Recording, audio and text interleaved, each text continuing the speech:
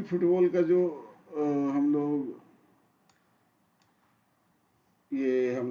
Manuals बनाए हैं, इसको थोड़ा सा ब्रीफ में, बाकी सब तो जो फुटबॉल के लोग हैं उसमें जान ही जाएंगे। तो सेरेब्रल पॉल्सी फुटबॉल्स का मैंने बता दिया कि क्यों, उसका इतिहास क्या है, कैसे खेल, छोटा मोटा रूप में हम बताएं क्या क्या कर सकते हैं।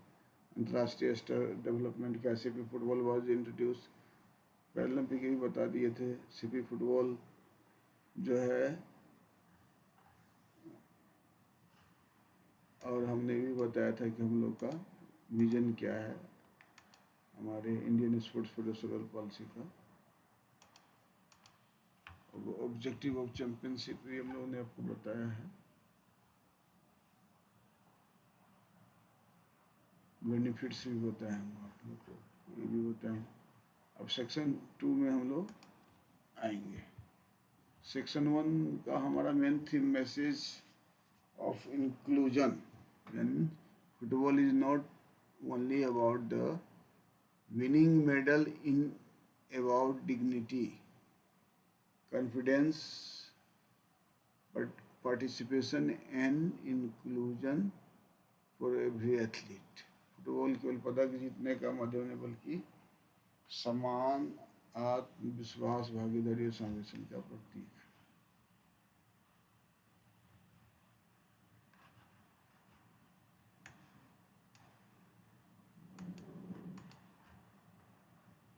अब क्या है प्रतियोगिताएं, कैसे होगा सीपी फुटबॉल साइड 7 का। CP football 7 in the internationally recognized adapted football format for the athlete with cerebral palsy and related neurological condition. The game is designed to provide fair participation opportunities while considering the movement, coordination, balance, muscles control and the functional limitation of the players.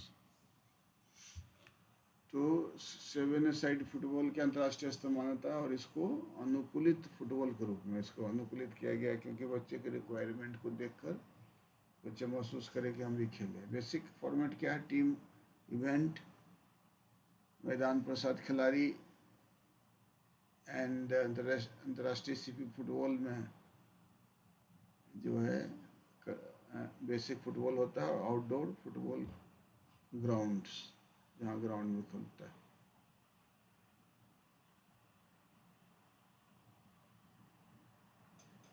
Purpose of 7 football इसका था promote the inclusive football participation, develop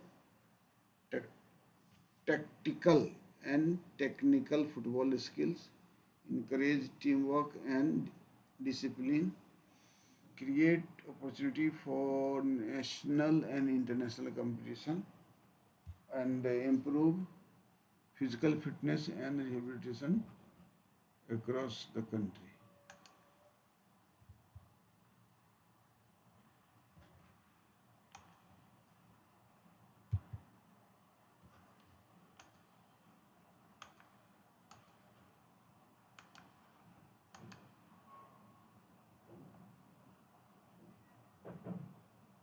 तो इसमें अब जानते हैं कि player of the field 7 होता है, substitute player up to 7, total 14 players हो सकते हैं।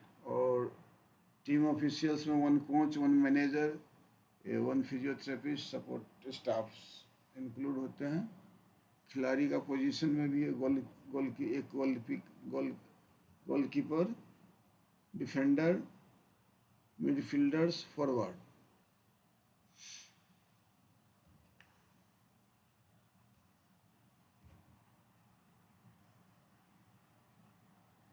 और ये एग्जाम्पल आपको डाल दिए हैं, एग्जाम्पल देखने का ज़्यादा नहीं है। प्लेइंग फील्ड जो है, लेंथ जो है ये बनाएंगे, देख लीजिए। इसका लेंथ होना चाहिए 55 to 70 मीटर्स और चौड़ाई 40 to 55 metres. Goal area modified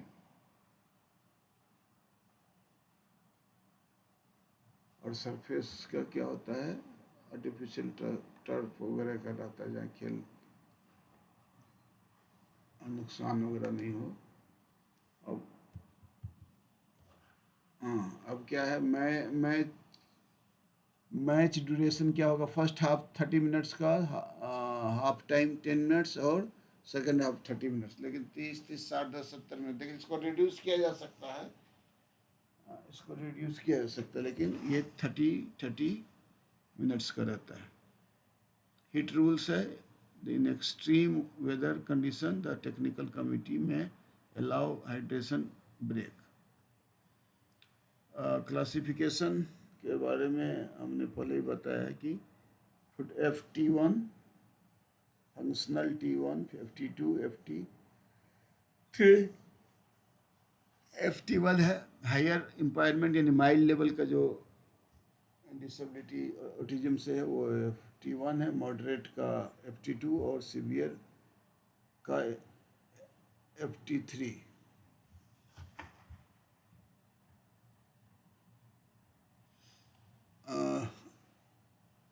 इसमें at least 1 FT1 player should be included on the field whenever the applicable, जहाँ संभव हो तो वहाँ क्या कर सकते हैं हम लोग, इस तरह का कर सकते हैं। गर्म हो गया थोड़ा सा इसको,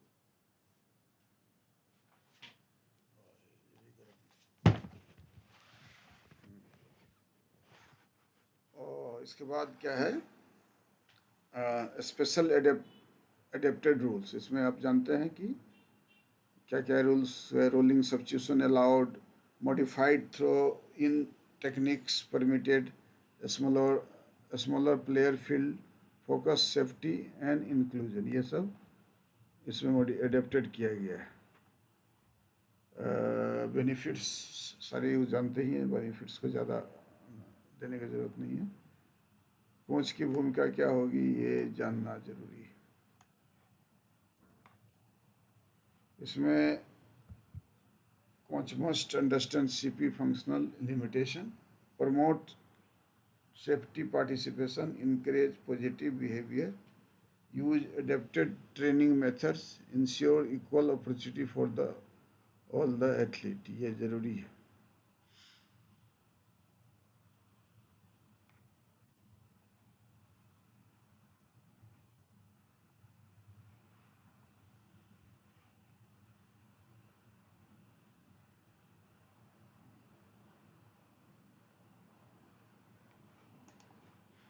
तो अभी कोच का भूमिका को हम लोग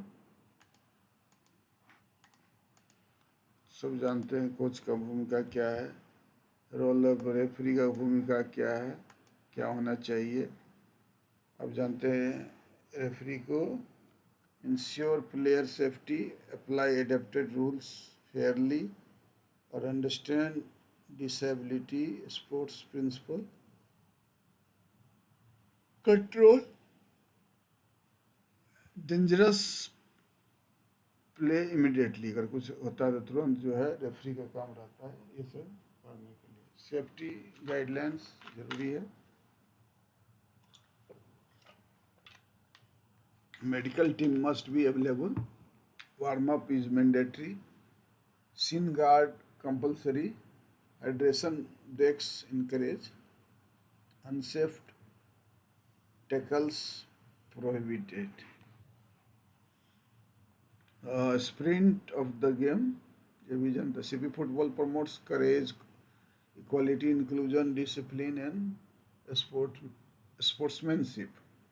Every athlete deserves the opportunity to play, compete, and shine.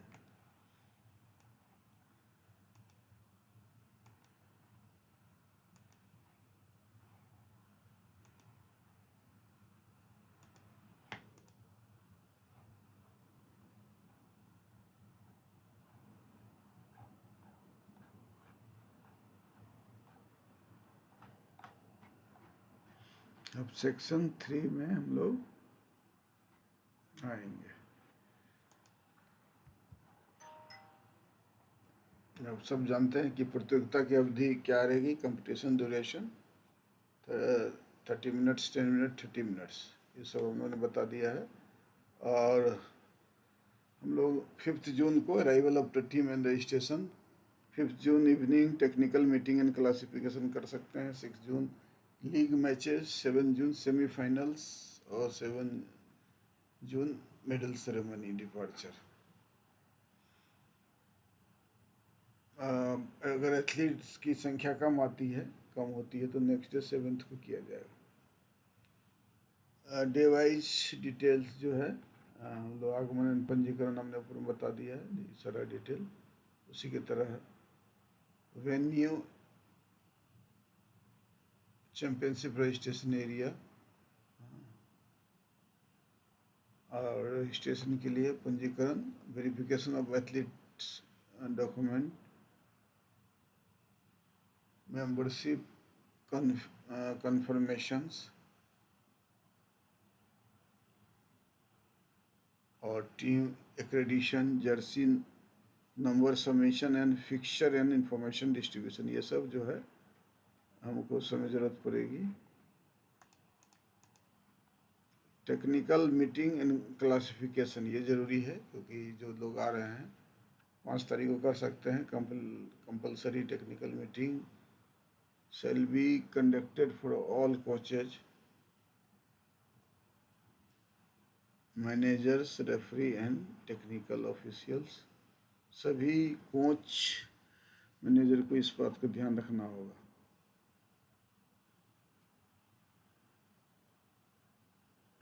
क्या क्या बात करना उसे तो हो जाएगा। लीग मैच किस प्रकार होता है सब जानते हैं आप लोग, है ना। लीग मैच एक दूसरे से खिला दिया, है ना, उसको मैक्सिमम खेलने का मौका मिलता है। Ensure the fair participation, allow team multiple matches across team performance vary and selected which team the best teams for knockout round। और नेक्स्ट है कि हमारा सेमीफाइनल एंड फाइनल्स, इसमें हम 7 जून को तो top performing team with the league stage will be qualified for knockout round.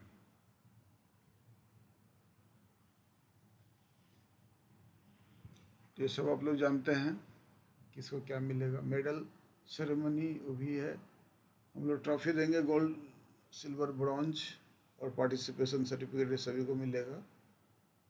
और departure of team, all participating team must may depart after the completion of the medal ceremony and the official clearance।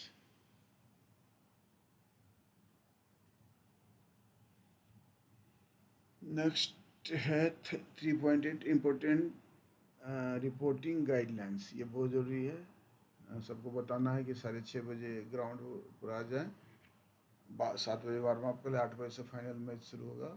Lunch break है 1 बजे और 2 बजे जो है afternoon match होगा और 6 o'clock match review and result.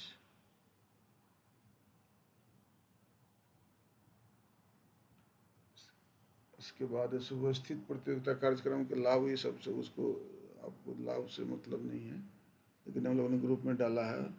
Organisational representatives timely conduct the matches, safety arguments, medical supports, technical coordination and fair officiating.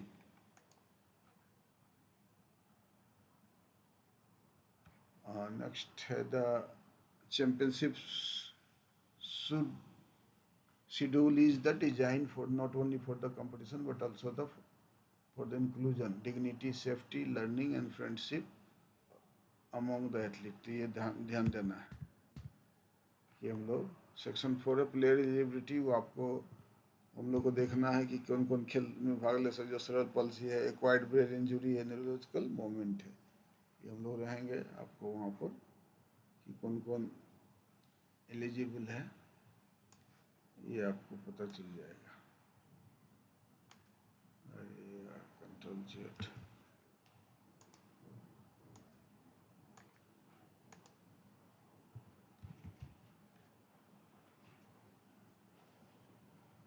और इसके बाद जो है एलिजिबिलिटी तो सब जानते हैं कौन हो सकता है। इसके बाद मैंडेटरी एलिजिबिलिटी है, वैलिड सेरेब्रल पॉल्सी सर्टिफिकेट, ये होना ज़रूरी है।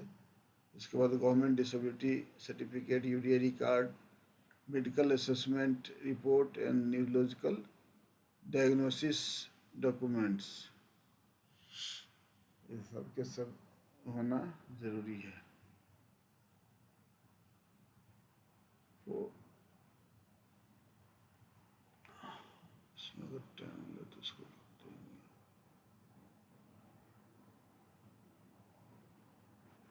मेरी की पटरी हो जाए।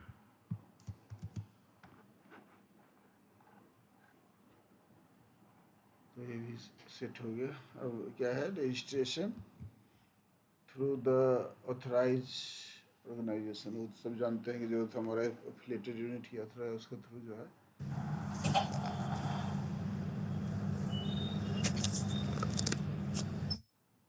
इसके बाद जो है क्लासिफिकेशन रिक्वायरमेंट पहले बता, FT1 FT2 FT3 mild level का जो होगा हायर फंक्शनिंग, FT1 होगा मॉडरेट लेवल का FT2, और FT3 ये होगा मिनिमल इम्पायरमेंट।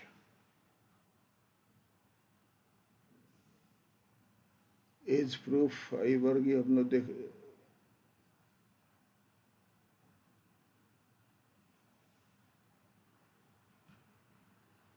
हाँ तो हम लोग जूनियर सब, ये ओपन कैटेगरी है, जूनियर सब जूनियर सीनियर जो खेलना चाहते सब एक साथ खेले। पर्पस हो तो उसको अब जानना नहीं है, एज सत्यापन वगैरह। मेडिकल से फिटनेस ये ज़रूरी है। जो सभी खिलाड़ियों को फुटबॉल गतिविधि को एवं अनुकूल खेल प्रतियोगिता में सुरक्षित भागीदारी हेतु चिकित्सक के रूप में फिट होना आवश्यक है। चिकित्सीय फिटनेस खाली सुरक्षा, चोट की रोकथाम और प्रभावी भागीदारी जो है सुनिश्चित करता है।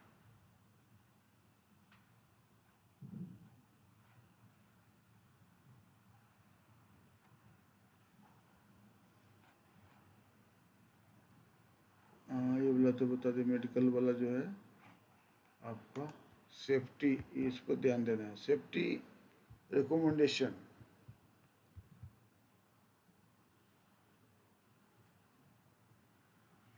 इसमें क्या, मैच से पूर्व उचित वार्म अप, प्रतियोगिता के दौरान पर्याप्त जल सेवन, चोट या दर्द की तुरंत सूचना,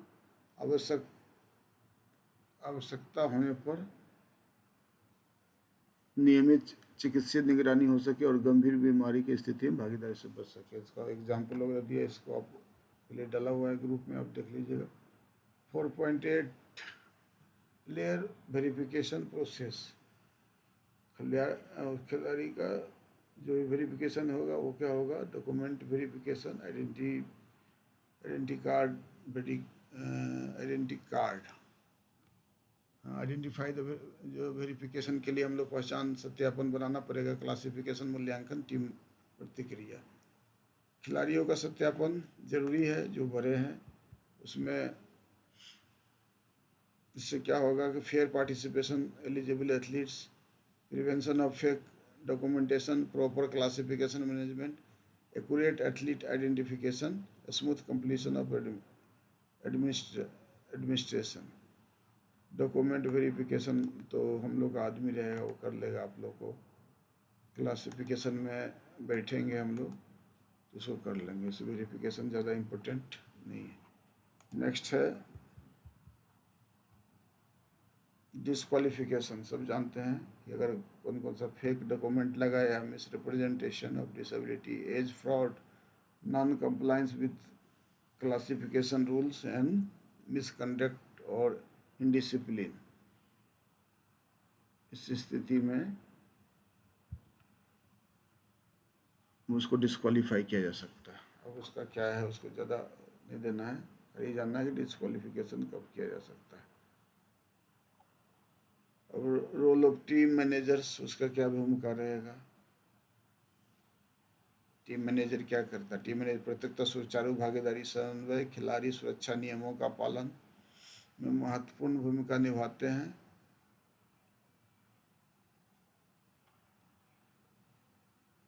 टीम मैनेजर का क्या जिम्मेदारी है, वो देखना है। टीम मैनेजर जो है कार्यों के लिए सारे कार्य जो होते हैं उसके सही दस्तावेज जमा करना, खिलाड़ी की पात्रता सुनिश्चित करना, चिकित्सीय जानकारी देना और तकनीकी समिति के साथ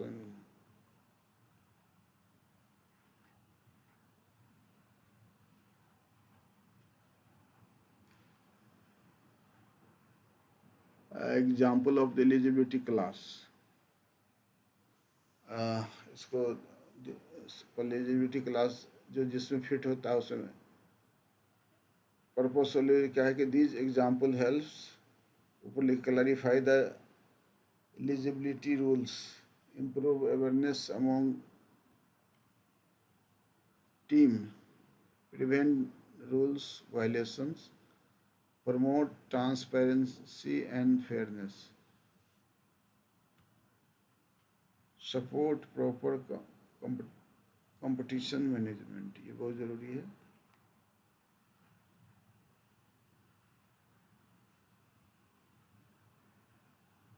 एथिक्स एंड फेयरनेस, हम लोग सब जानते हैं कि क्या क्या है, इसको एथिक्स क्या है सब जानते हैं हम लोग इसमें। तो ये हमारा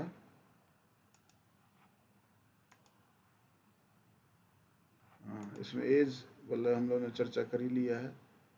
क्लासिफिकेशन बता ही दिए कि FT1, FT2, FT3 कहाँ कहाँ होगा, ये सब आप लोग जानते हैं। टीम का कंपोजिशन में क्या है इसको देखना है। 14 अधिकतम 14 खिलाड़ी हो सकते हैं। मैच प्रारंभ हेतु न्यूनतम 5 खिलाड़ी 5 साइड में, और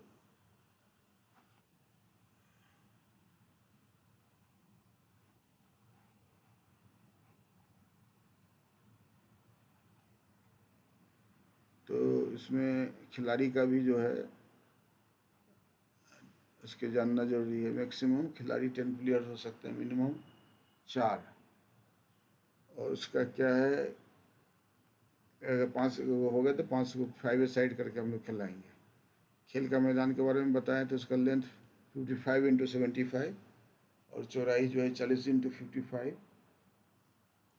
और छोटा सा गोल पोस्ट उनको बनाकर डालना पड़ेगा।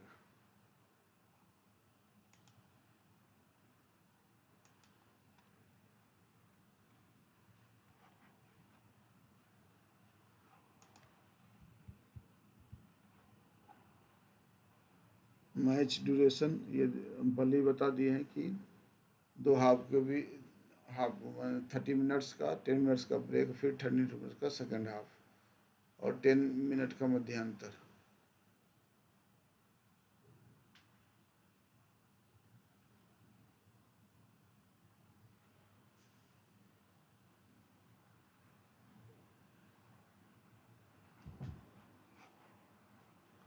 और हम ना सब्स्टिट्यूशन खिलाड़ी आप लोग जानते होंगे कि अगर कोई सब्स्टिट्यूशन करना चाहता है तो उसमें जो है सीपी फुटबॉल में डिजाइन टू एक्स्ट्रा प्लेयर लाया तो सब्स्टिट्यूट कर सकता है। उसके रूल्स क्या है सब जानते हैं, मैंने डाल दिया। Rolling substitution allowed, unlimited substitution permitted, जितना बार चाहे उतना बार कर सकता है, सब मैंने डाला है उस क्योंकि ज़्यादा से ज़्यादा इसको प्रमोट करना है।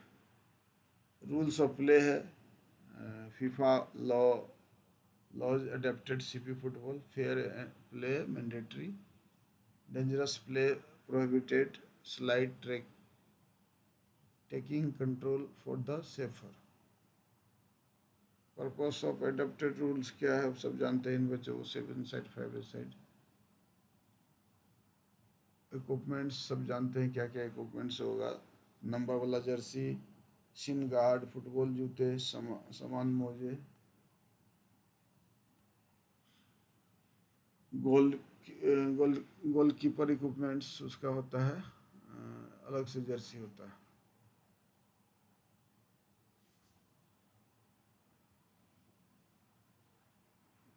ये सब तो है ही।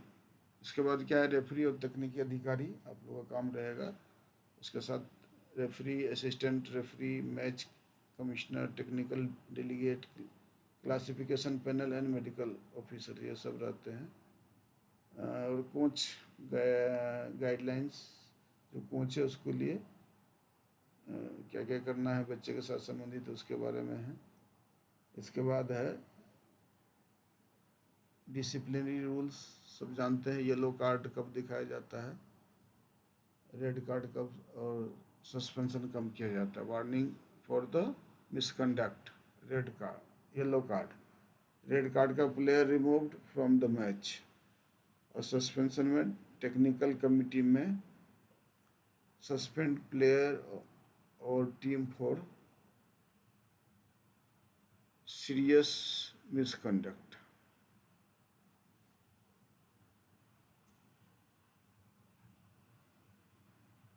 ये सब तो है।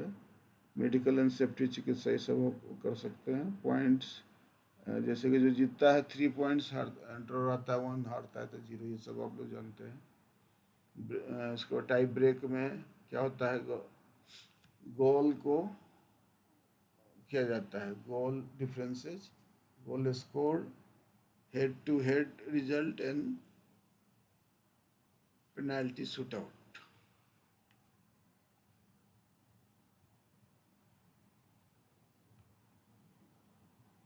नॉकआउट नियम सब जानते हैं आप लोग।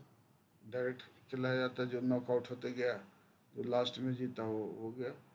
तो ये सब जानते ही होंगे नॉकआउट का। Direct penalty shoot out, best of 5 penalties, sudden death अगर हो गया तो उसमें हम लोग यूज़ करते हैं उसके उसके परिवार के लिए। और अवार्ड जानते हैं, हम लोग देंगे gold, silver, bronze 3, first second third को। टेक्निकल मीटिंग की बैठक वगैरह जरूरी है, इससे पहले लिखा हुआ है कि कब कब बैठक करना है। प्रोटेस्ट एंड अपील के बारे में भी हम लोगों ने लिखा है कि कब प्रोटेस्ट और अपील कर सकते हैं।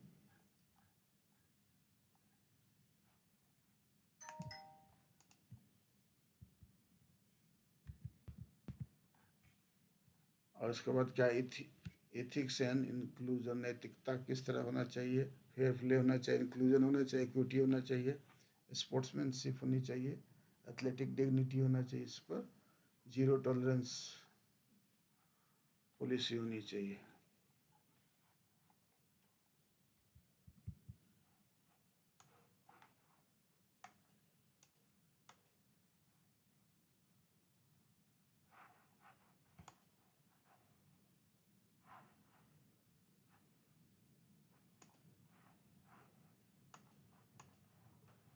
कैसे हो गया ये दो, हाँ,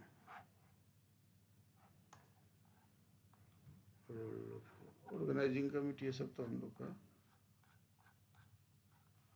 तो